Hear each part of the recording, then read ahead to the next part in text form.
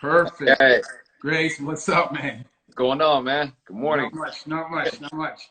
All right. So, first of all, I got to say thank you very much for joining me.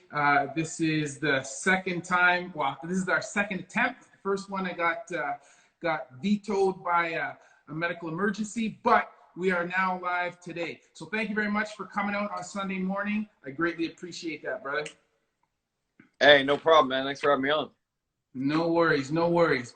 So, for for the people who, well, I'm sure everybody knows who you are, but please, for people who, perhaps from my stream or whatever, who don't know who you are, please tell them who Grayson Boucher, the professor, is and what you do for a living.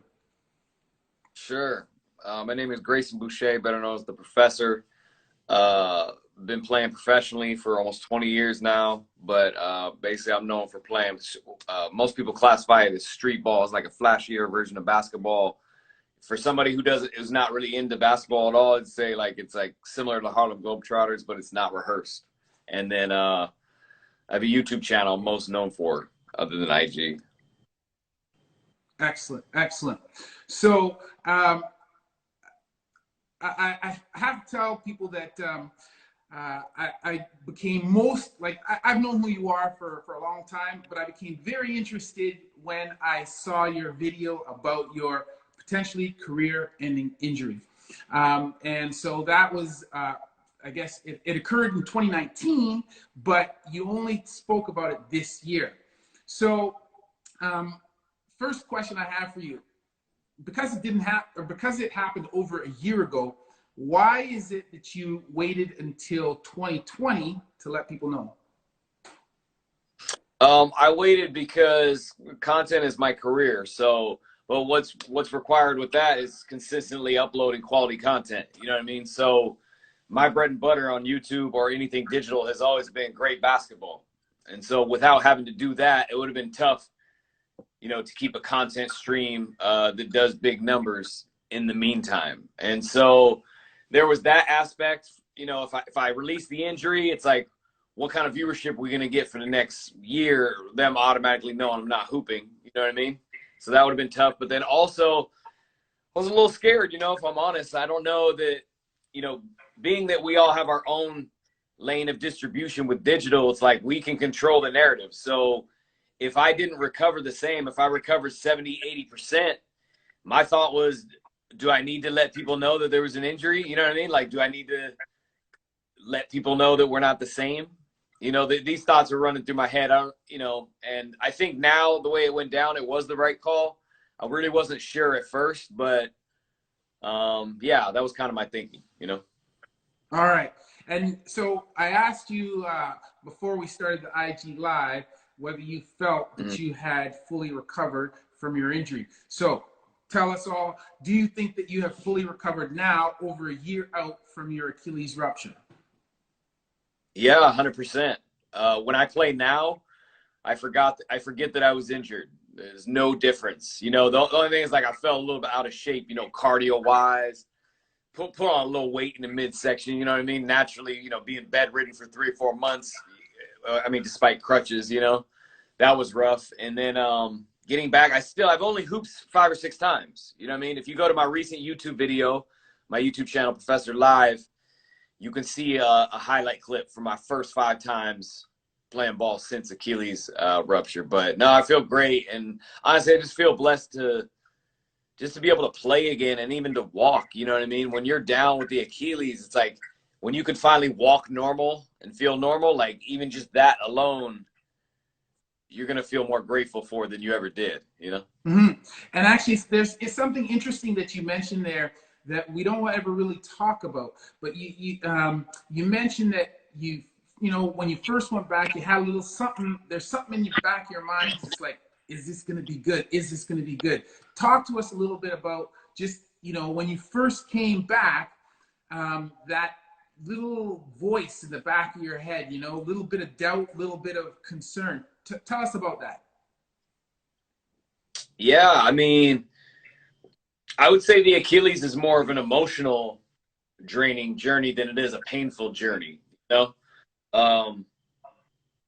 just such a long process. So it was hard too. I got mixed opinions. One of the reasons I agreed to go live with you is because I loved your video. You know what I mean? When you reacted to my video, you kind of gave your assessment as to whether I would come back and what the time span would look like. And you were actually dead on. You were like 100% accurate. And it was interesting too. I wish I could have talked to you before it. I got mixed opinions. You know, some people told me I wasn't going to recover the same. I'm probably going to have to change my game. Then other people were like overly encouraging. They're like, you'll be hooping again 8-9 months, you know, hooping. And neither of those were correct, you know, like right in the middle. It took 18, you know, it took a year and a half to get back to playing, but I didn't have to change anything. We're 100%, just like we were before. And it also made me nervous because every person I saw recover from Achilles tear didn't play. I play. They have quick feet. You know what I mean? I look in the NBA. Kobe, don't get me wrong, quick, but not the same. Really quick feet. A lot of change of direction. Dominique Wilkins, I actually I had to speak to about his Achilles, and he was telling me stuff. And he was a quick-footed person either. So there was all these things going through my head. I didn't know what the end result was going to be, and sometimes that's a little scary, you know. For sure, man. So if you were to look back now, tell me, what was the worst part? Okay, apart from this mental aspect now, what was the worst part of your recovery? Okay, the rehabilitation, the worst part. The worst part for me actually was the very first part after surgery when I was on the meds. I actually can't stand heavy meds. I'll get too nauseous, you know what I mean? So that was rough. I actually ended up only doing the ibuprofen, but I had to go to the emergency room twice because I guess I took it, but I didn't take it with enough food. You know what I mean? So I thought I was dehydrated, but I didn't even know that I overdosed in the ibuprofen. So I had to go to the emergency room twice for that. So that was a little scary, and I didn't know what was going on. And then it actually gave me an ulcer. So the whole thing had really nothing to do with the Achilles, like the stuff I was having from the meds. That was probably the worst part. But then also, if I had a close second, not knowing what the end of the road looked like, you know, not getting accurate assessment. My surgeon, he said, you know, you're gonna recover, you're gonna be fine. I had a couple of friends who said that too. But then you wonder, is that just over encouragement or is it accurate? You know. Now, you know, one of the things, and you spoke a little bit about this just now with the ibuprofen, but apparently they had reported that you had an overdose at some point, accidental overdose with the oxycodone, okay, after surgery. And obviously right now there's big issues with opiates and you know, addiction and that kind of thing. So my question is, number one, how did the accidental overdose happen? And then number two, what did you do to treat that? Because, you know, there's lots of people who overdose and they are not here to talk about it. So tell us about that. Yeah. So basically the reason it happened twice was because the first time I just thought I was dehydrated. The same symptoms, right? You're nauseated, keep drinking water, you can't keep it up, you throw that up. And so I got to go to the ER, and they actually couldn't figure out what it was because they were asking me, when you took the meds, did you take it with food? And I was like, yeah, you know, but the truth was, like, I had some food in my stomach. I might wait 20, 30 minutes and then take the meds, and you got to take it with food and the amount. So my metabolism is like fast, you know what I mean? If I'm taking that, you can't wait to take it. It's like you took it by itself. So the first time I never actually could diagnose what was wrong with me. The second time I went, I told him, I said, I think I'm dehydrated, because I've been to the hospital 3 times just for dehydration. It's not the greatest job. I'm very active. I don't drink enough water. So I'm thinking it's the same thing. So second time I'm going there, but now I have chills, which is kind of weird. That was uncharacteristic, you know? And then I had to go to the bathroom once I got to the car. So they gave me like a cup. I was laying in the bed. I pissed, but it was clear. So like, I'm dehydrated. Nothing else going on here. And I don't even know what, you know, like, I'm like, can you give me an IV? And they're like, oh, like, you know, I was like, can you do it for peace of mind? So we got this little like argument. And then, come to find out that after asking me a bunch of questions, I kind of figured out what it was.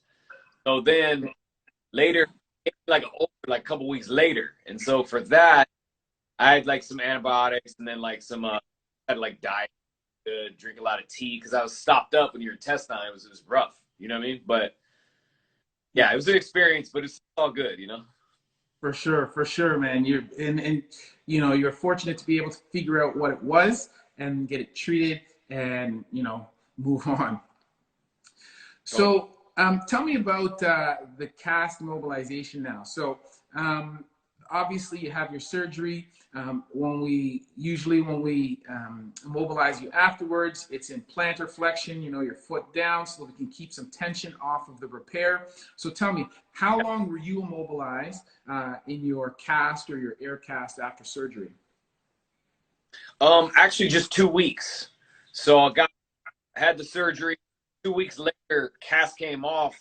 My surgeon's method, you know, everybody has a few different methods, but like his method was to get you in a flexible boot as soon as possible because he said, quote, kind of like the therapy process kind of like starts, so to speak, just by doing a little bit of toe lift resolved, which was a trip, you know, because you feel weird, right? Like 2 weeks out of cast, I'm like, dang, I already can move that.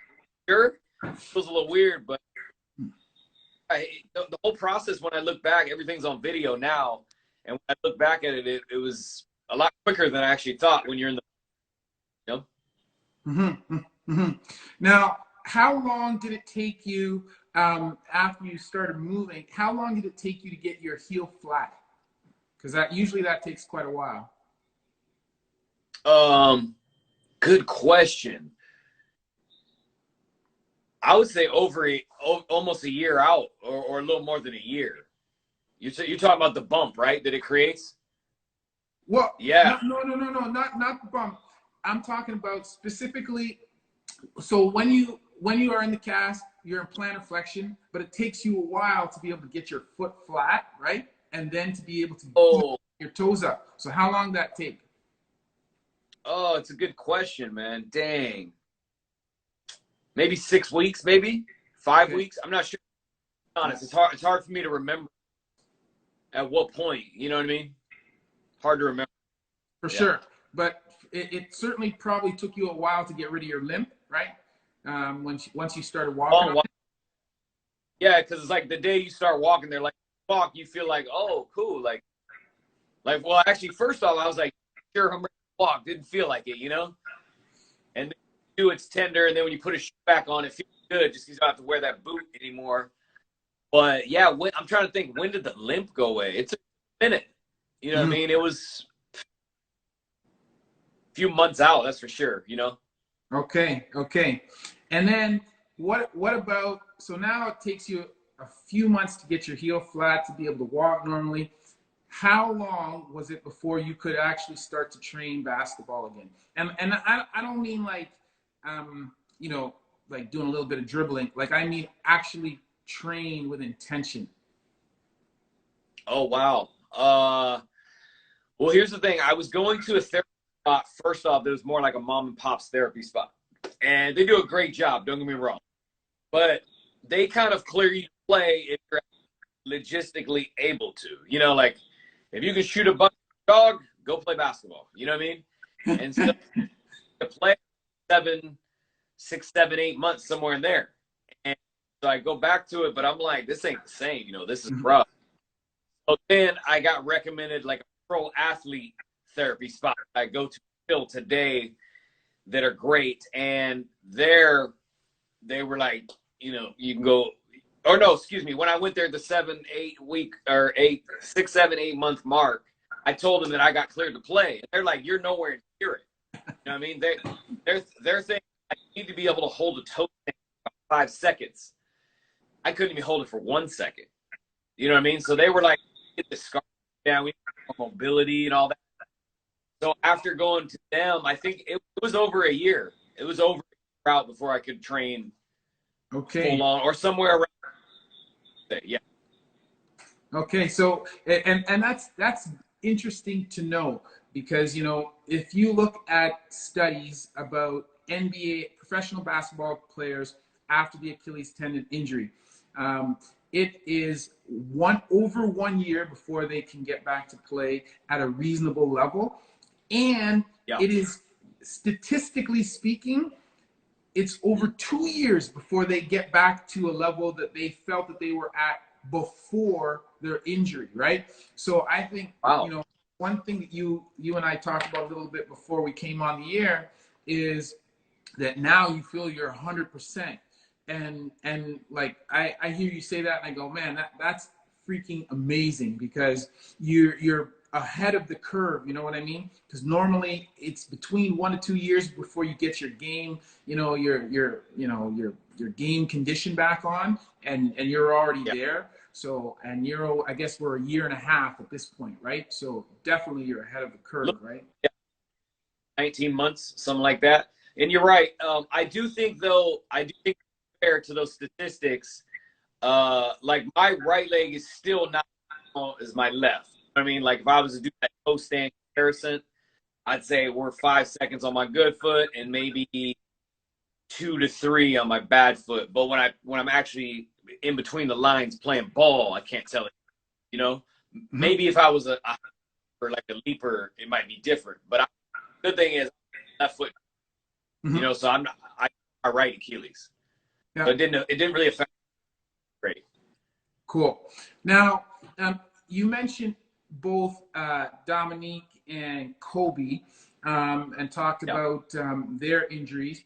Now, one of the things that I wondered, so you're back 100%, but you know, when I look at your video stuff that you put out now, you look pretty damn mobile and you look like you're pretty good, right? But the question is, did you adjust your style to accommodate your injury, or any limitations that you may have felt, or is your style of play exactly like it was before? Shockingly, it's exactly the way it was before. I have no thought of an injury when I play ball. The first 2 times I babied it a little bit, but it was interesting because watching the video, nobody could really tell. Like I could tell, you know what I mean? I babied it, like, wouldn't push off as hard to explode. And then the second time I babied it a hair. And then the third time I got so competitive into it, I just forgot. And then I didn't need to baby it anymore. Okay. So 7 times in to playing, I actually got COVID. A lot of people don't know this. I'm gonna drop YouTube soon, but I actually got COVID for like a month and a half. So I recovered from Achilles. I played ball 3 times, COVID for a month and a half, and now I've only played 2 or 3 after that. So I'm still like fresh back, but yeah, that's kind of how it went. Okay, so this is news, and I didn't have any questions on this, but let me ask you. So now that you've had that and recovered from that, obviously that's a whole different, you know, ball of wax that has to do with your respiratory system. How do you feel after recovering from that? I feel great now, but it was a sinus infection. It felt like a bad sinus infection for, you know, about a month and a half. And even when I tested negative finally for COVID by blood, because I kept testing positive for a long time, my nose, it wouldn't go away. But when I tested by blood, I was finally negative, and it actually gave me a sinus infection that I just now am getting over. Like last days, finally gone. So it always lasted. The whole thing was like 2 months. You know what I mean? Jeez. Yeah. Yeah. So and I would venture to guess, and you're a healthy guy, but I would venture to guess even still, wasn't just like, you know, a mild cold or anything. Yeah, no, my cousin. So I got it from my cousin. He lives with me, and he got it from like or something like that. When he got it, his was kind of like a cold though. He always has a strong immune system type guy. You know what I mean? So he got it. He had a fever the first night. He was a little bit congested for a couple days, and then for me, I was like out a month, and then like for that last half a month, I was like sinus, a little bit sinusy, a little bit of a headache. But I guess for everybody, it's different. You know what I mean? I would say take it lightly. Take it lightly. Even if you get it, and it is sort of like flu or like cold. Still, it definitely curves everything you got going on. I mean, it sucked. Yeah, yeah. Okay, so let's go back to the night that you were injured now, okay? Because it's interesting. When I watch these videos, it's hard for me to watch videos just for entertainment, right? I can't turn off the orthopedic surgeon, okay? And so I'm watching that video, and before I saw what actually happened at the end of the video, I saw you kind of go over on the guy's ankle, and I was like, we got a problem here, right? So my question is, if you think back to the night of the injury, is there any, do you think in your head, oh, you know what? There were warning signs that something might have been wrong or something was going to happen? Yeah, it was weird. Looking back at it now, I think 2 possessions or 3 possessions before it happened, I rolled my ankle really bad. You know what I mean? Like I touched the ground with my ankle. And it was weird though, because after I kind of walked it off, like I'm still fine. Okay. And then the dude gave me a dead leg. Like the dude I was playing like 6'4" or whatever, right? He kind of like kneed me really hard in the same leg that the ankle on, which then 2 days later was Achilles injury. But the weird thing is, the way I got the injury, I did a really weird movement that I never do. I don't even know what prompted me to do that. I think ankle roll and getting kneed kind of made me move a little bit different. And so what I did was like I kind of I up-faked and like I went to the basket, but instead of stepping kind of like back into the side, I straight back in the center of my body on my toe and try to put all my weight on that. Which is weird, like I never do that. You know what I mean? So I don't know. I think the ankle roll played a little part. I think it played a part, and it kind of made me just move a little bit differently. For sure. Yeah. Yeah. So, and it's interesting, you know, you change your play to some degree to accommodate something else, whether it be a little bit of, you know, an injury or whatever, and then you put yourself to this position that your body has never seen before. Combination of that plus the tweak with the ankle, and it's like the perfect setup for something bad to happen, right? So right. Right. And also too, I would say a few things that contributed. I hadn't trained for 3 or 4 months before that. Like I had been playing so much basketball and being active, I kind of got complacent. You know, like I would joke around with my cousin. He'd be like, man, you got to work out. Because my cousin, he would train me sometimes. He's a trainer. And shout out to my cousin, Zach Sacrifit. But, you know, I got a little complacent. We were so busy. And I would joke with him. I'd be like, hey, listen, my last game I had 50, so I think it's fine, you know? And sure enough, though, not training, I'm not keeping my core intact, not stretching a lot. I think that all that played a little bit of a part, too, you know? Mm-hmm.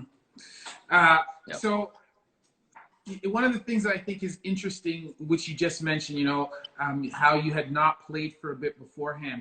And if we consider another sport for a second, so you look at the NFL, right? And you had all of these guys who should have been training, right? But they came off of COVID quarantine. The first week of the NFL, 7 ACL tears in 1 week, 7. Right? And I think it's a bit of the same thing. It's a different injury, but it's a bit of the same thing. Guys kind of think, oh, I'm in shape. They kind of get a little bit complacent. They don't realize I've been off for an extended period of time, and they think they're going to come back and run it at 100%. And their body says, nah, I don't think so. Right? So. Yeah, it's interesting, man. I think one of the best things you could, if you want to have longevity in your sport, it's like just don't stop moving. You know what I mean? Like any amount of time off won't be in your favor. And yeah, like you said, the tendons, your muscles adjust to what you've been doing recently. And so I try to stay active as possible. I try to run 2 or 3 times a week, not even as much cardio, more for just to keep the joints oiled. That's always kind of been my personal thing. I don't know how medically accurate that is, but it seems like, hey, I feel like in my head, if I can run a couple miles at a rate, stepping on the court isn't that big of a, where like, let's say a week, like ball, a week or two, it's been no movement. You know what I mean? It's like that run, like, yeah, it's kind of my thought. For sure. No, man, I agree. I think that movement, you know, I always talk about hashtag movement is medicine, right? But I believe that, right? And I think that we should always be moving all the time. And I think that's at any age, you know what I mean? I'm a bit older than you, Yep. and I still try to keep it moving as much as I can. And at the gym that I own, we have lots of seniors, and that's the message that we try to promote with them. Always be moving all the time, because I think that's important. And as you said, it keeps the joints supple, mobile, and you know it maximizes their function. So let me ask you now, at the moment that you injured yourself, okay, you're sitting on the ground there, and in the video, it's like, man, you said, I don't know what happened. But between me and you, honestly now, did you know, like, when it happened, did you know what happened? Did you know what the injury was? Yeah, if you watch the raw footage unedited, I actually said when I was on the ground, I said I think I tore my Achilles, and only because I think I had heard somewhere that you feel like kicked from behind, and that was my exact thought. I was asking my friends and the camera people what happened, like you know what I mean, what the hell happened, you know what I mean? Somebody kicked me, we were playing one, and like we were talking a little bit. It wasn't hostile, but maybe I was thinking maybe somebody did take kindly to it and maybe behind or something. But yeah, I did have those thoughts, you know what I mean? But then also, I was hoping like a bad spring pulled up really quick, and mine didn't tear 1%. Like mine was still hanging on by a couple of threads, so it didn't roll up. It would have been obvious if the Achilles would have rolled up in the back. It didn't, so I didn't know. Okay, cool. Now, so here's a question then.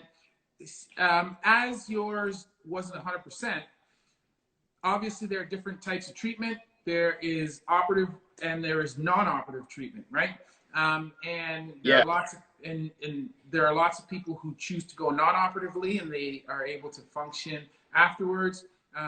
But you chose to go operatively after discussing that with your surgeon. So why did you choose operative management?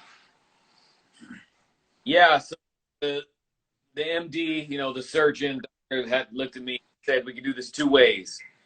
He said, you didn't tear 100%, you tore it like 80, 90%. He said, we can put you in a cast, for, I think it was like 6 to 8 weeks, I'm not sure. And he's like, your tendon will heal. He said, but we can't promise. Sorry, he said, we can't promise full strength. You know what I mean? You want to recover 100%. Can't promise that with the boot. But he said, he'll heal. He'll be fine. He said, I wouldn't recommend basketball or being super active. He said, or get the surgery. And he said, getting back to 100%. He said that tendon will always be about 80%, the actual tendon itself. He said, but you can get to a place where you feel 100% on that court. He said, you got to get surgery. So I'm like, no brainer. Let's not even figure that out. That's just right away. All right. Now, and then when you had your surgery, so there are different types, obviously. So we can do the long formal incision. You can do small, what we call percutaneous poke holes. Which type of surgery did you have?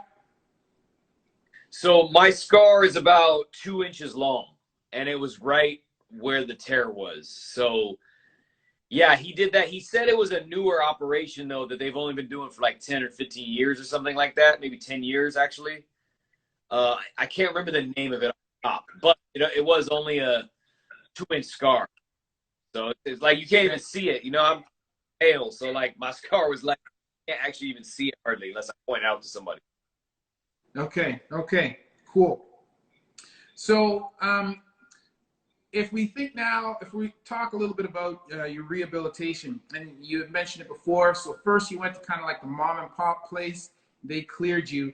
But if you think about physio, so tell us how often you went to physio, and when you went to physio, how long would the sessions last? And I'm imagining there was a difference between when you went to mom and pop store and when you went to the pro athlete. So tell us first about mom and pop, and then tell us about the pro athlete place.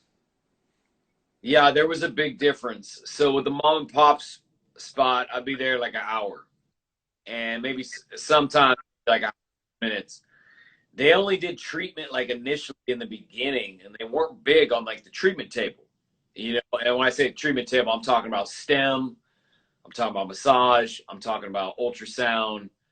They didn't even have a physio wave machine, so I wasn't doing those at all. And I still had a big old bump where the operation was. You know what I mean? My ankle looked crazy. You know, my Achilles still had a huge bump. So going from there to the pro athlete rehab spot was night and day. They would say we got to be on the table for an hour every day. You know what I mean? 45 to an hour on the table before we even get to work it out.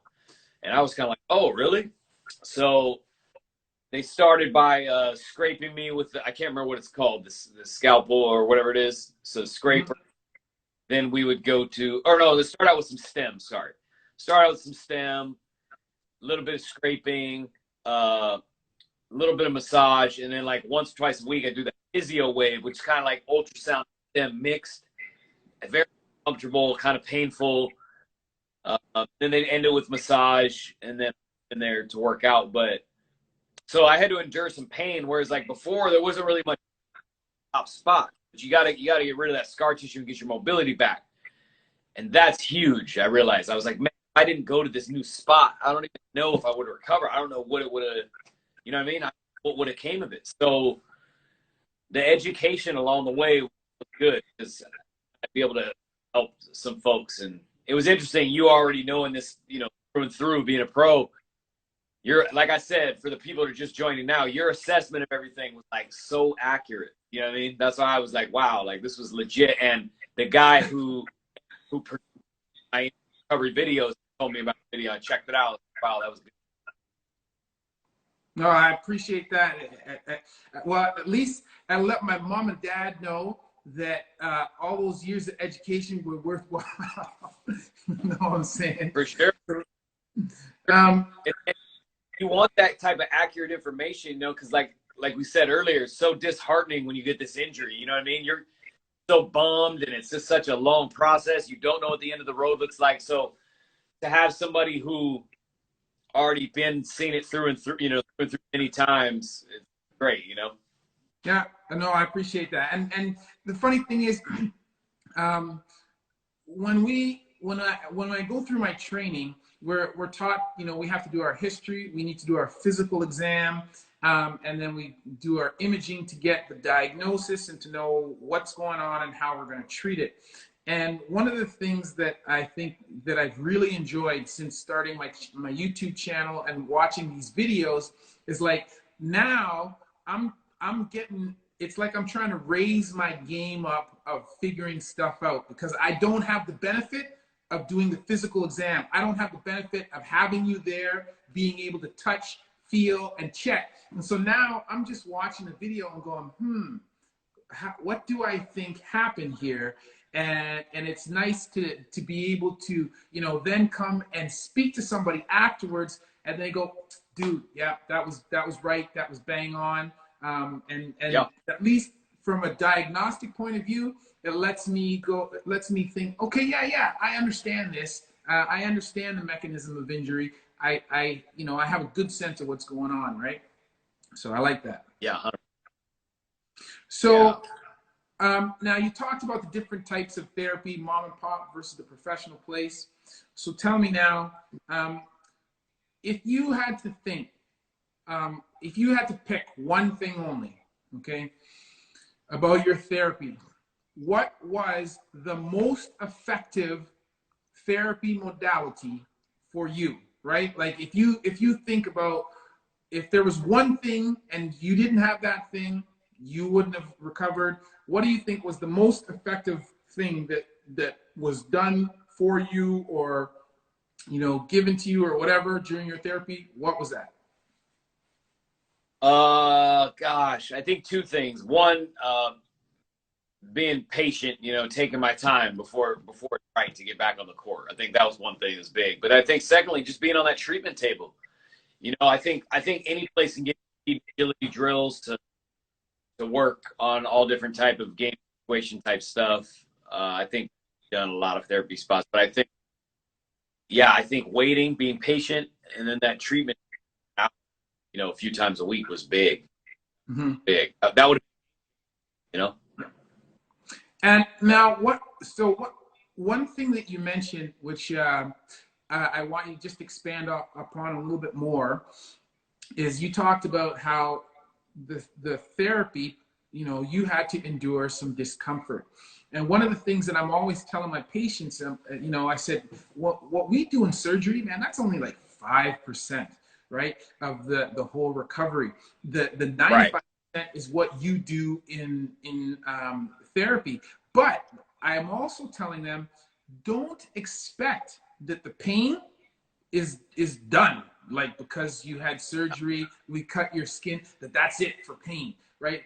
Like, there's a certain amount of discomfort that you have to become comfortable with and friends with during the rehabilitation. So talk to us just a little bit about that, because you mentioned it, and tell us first of all, when you say pain, let us know, like, on a scale of 0 to 10, 0 no pain, 10 is the worst pain imaginable. What are you talking about? What level? And then talk about how much you know, pain you had to endure or, you know, go through during your rehabilitation before things started to feel good. Yeah, so it's interesting too. My surgeon actually told me that the whole thing really wasn't. You know, he was like, "Yeah, a little surgery, and then after that, it's, you know, it's not much." But I found that, you know, on that treatment table, it was painful getting rid of the scar tissue, getting mobility back. So on the whole thing, how painful the whole injury on a scale of 1 to 10, somewhere 7, somewhere in there. Like, there was in the cast, sleeping. That was hard to sleep. And then when I was in the boot too, even doing a little therapy at the beginning, it was a little painful. You know what I mean? You know, fast forward to the treatment table, the little scalpel when they scrape you is very uncomfortable. Physio wave, the ultrasound mixed with the stem, that's incredibly painful. It's hard to explain what kind of pain that is. It's almost like magnetic insides out. That's the best way I could describe it, pain wise. And then even the massage, sometimes that was some of the hardest stuff, you know, when they're massaging in there where you had your Achilles there trying to break that scar tissue. I mean, I'm a little dramatic, but I'll be on the table. You know what I mean? Like, it's pretty painful, man. I'd say, you know, worst pain imaginable is that's a little exaggeration, but, you know, 7, 8, 9. Some days I felt like it was unbearable, you know, 10. But so, you know, there's some pain that comes with it. Never really in the gym too much, like on your workouts, but definitely with treatment. Cool. So so now let me ask you something. So now 18, 19 months out after your injury, you've learned a lot from your rehabilitation.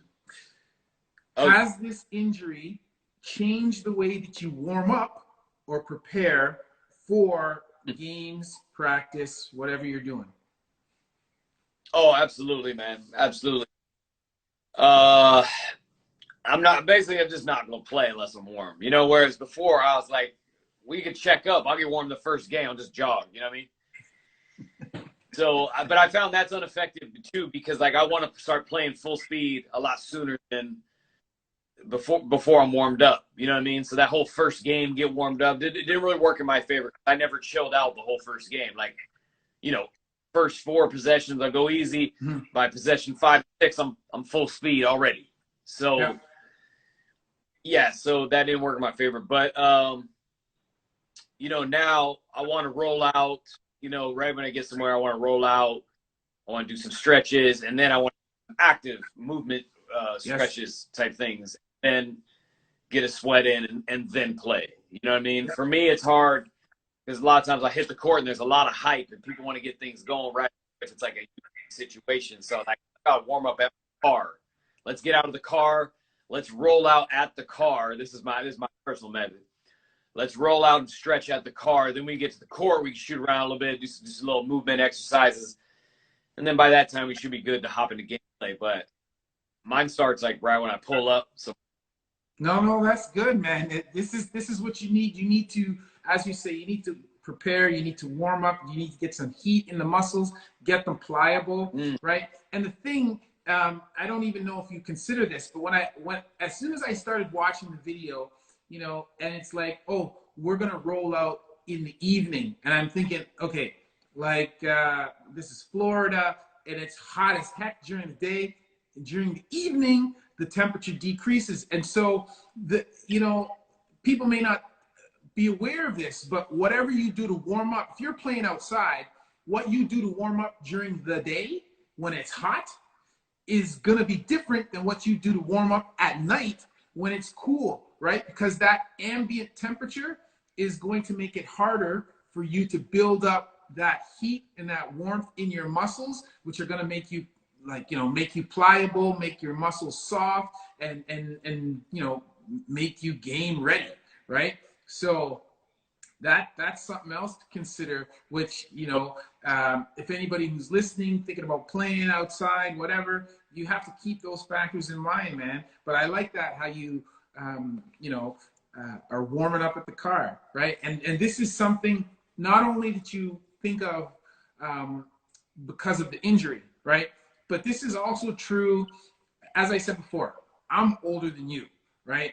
And I know that what I used to do when I was 20, like you said, I'm ready to go. Like I step out of the car or whatever. Okay, let's go.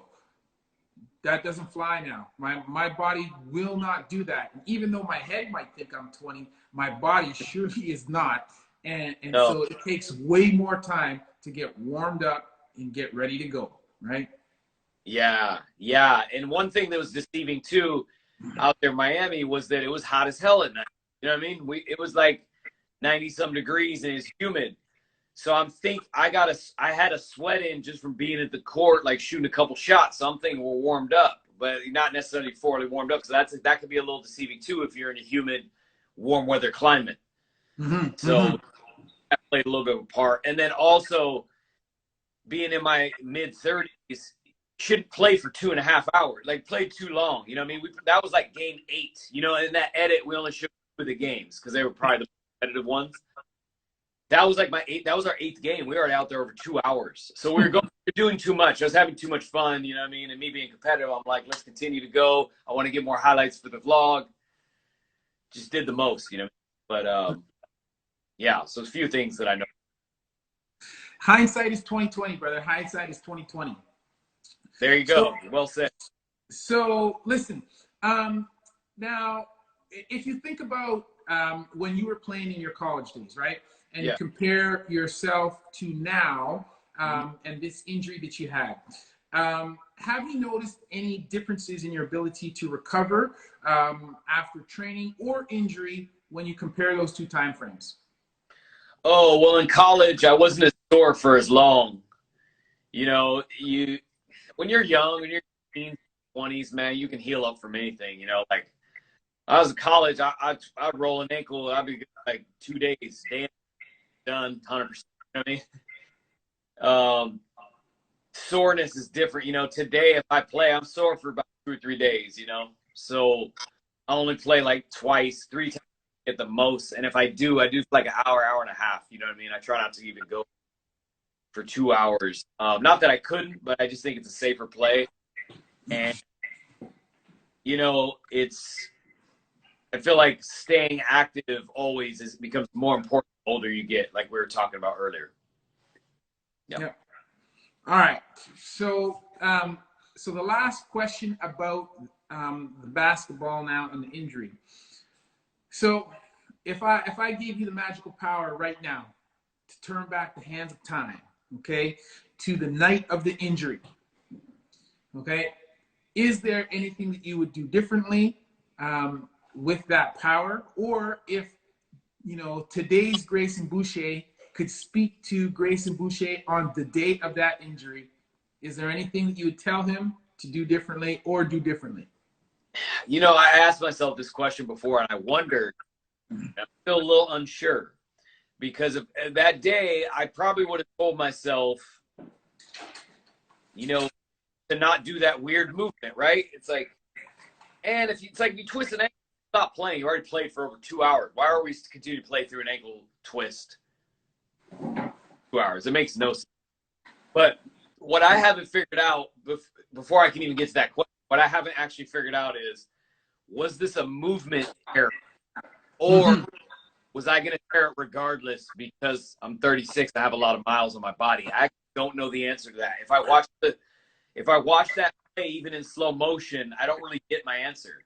You know, it's a weird movement that I never do. So I wondered if I would have moved the way I normally do, meaning push off a little bit like back and to the side as opposed to straight forward, would have just been fine. You know what I mean? So I guess when I think what I would have told myself, don't do that weird movement. You know what I mean?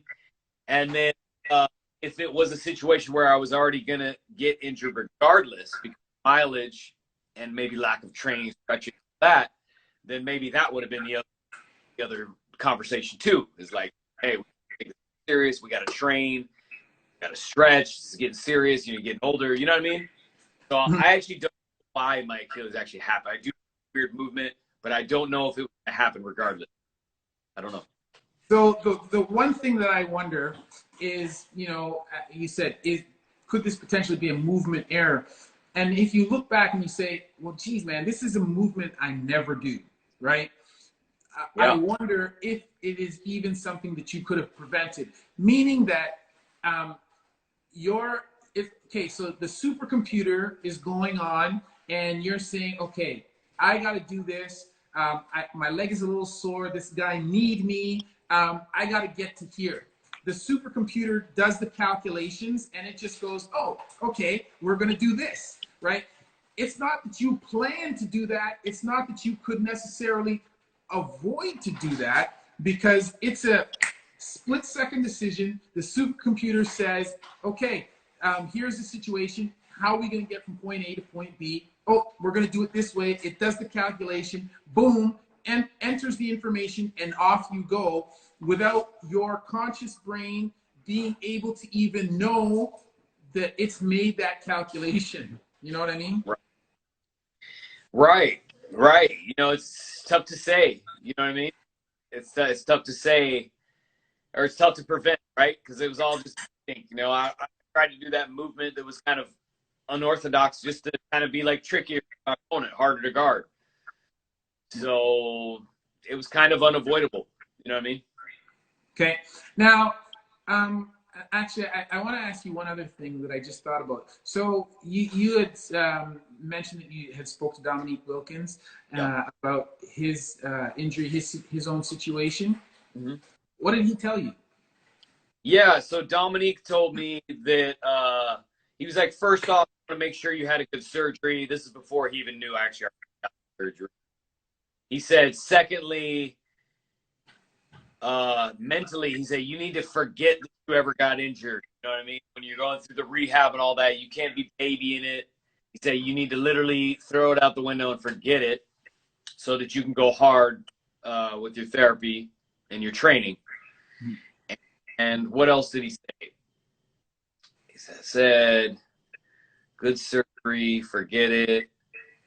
I guess I kept consulting. I kept going back to him and giving me a little advice along the way. But those are the two things he initially told me. Okay, cool.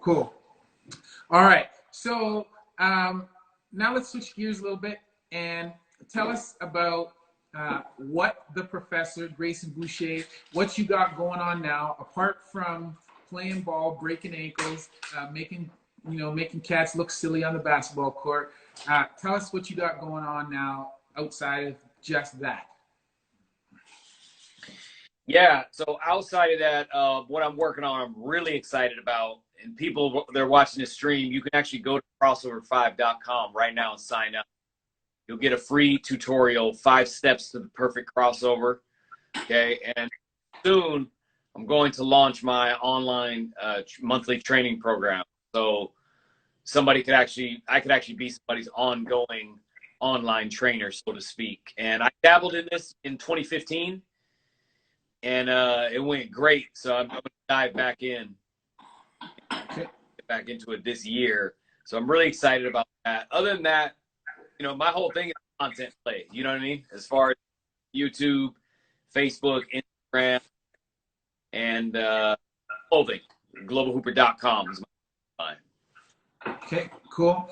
Now, if you think about your time as a professional baller, okay, from coming from college, being with And One, and then to what you're doing now, if you think about that career that you've had and doing what you love, playing ball, are you happy with what what you've achieved, and what are your, and if so, are you looking to do anything else? Are you happy to continue just doing what you're doing? No, I love doing what I'm doing. Yeah, very happy with the outcome. I wouldn't change a thing. I think that my route was very unconventional, but I think it was great. I think for me, you know what I mean? Perfect. I think I was made for this route as opposed to the conventional basketball route. So, you know, I have no complaints. I wouldn't change a thing. But as far as expanding, like, yeah, I mean, I want to play ball as long as I can play it at a high competitive level and entertain people. I want to still do it. I don't know how long that is. I guess time will tell. But I do expand. I'm expanding in certain ways. You know, acting. I moved to LA initially 2006 for acting, and I was like the lead role in this movie. And so, like, I've done that off and on throughout my career. So I want to kind of dabble back in that area with like acting stuff. And then with the online training, kind of moving into the trainer space a little bit. Not the conventional way in person, because I don't have as much time for that at the moment. But yeah, so we're so slowly wearing more hats, spreading it out a little bit. All right, cool. Yeah. So with that, we're going to wrap it up. We're getting to the end of the time here. So I want to say thank you very much to Grayson Boucher, aka the Professor, for agreeing to speak to us today. And this has been very informative and very educational for myself, and hopefully for the viewers as well. So thank you very much, Grayson, for being a part of it. Yeah, awesome. Thank you for having me on. And I appreciate the support beforehand, checking out the videos and making the assessment. I love that we did this today, because if I was a viewer and I saw this pre-Achilles injury or during, it would have been a big helper. You know what I mean? So no problem, man. Thank you for your time as well. No problem. I'm glad that was helpful for you. And this is the whole point of doing this, is just what you said there, to be able to give people some information from a source that they might not otherwise be able to get it from, and give them some sense of comfort, you know, about what the process is and what's in store for them in the future. Having said all that, I'm going to wrap it up. Thank you very much, everybody, for being a part of this. And Grayson, just hang tight on Zoom. We'll finish up there. But as always, that's been a word from Dr. Chris, not your everyday ortho. Peace out.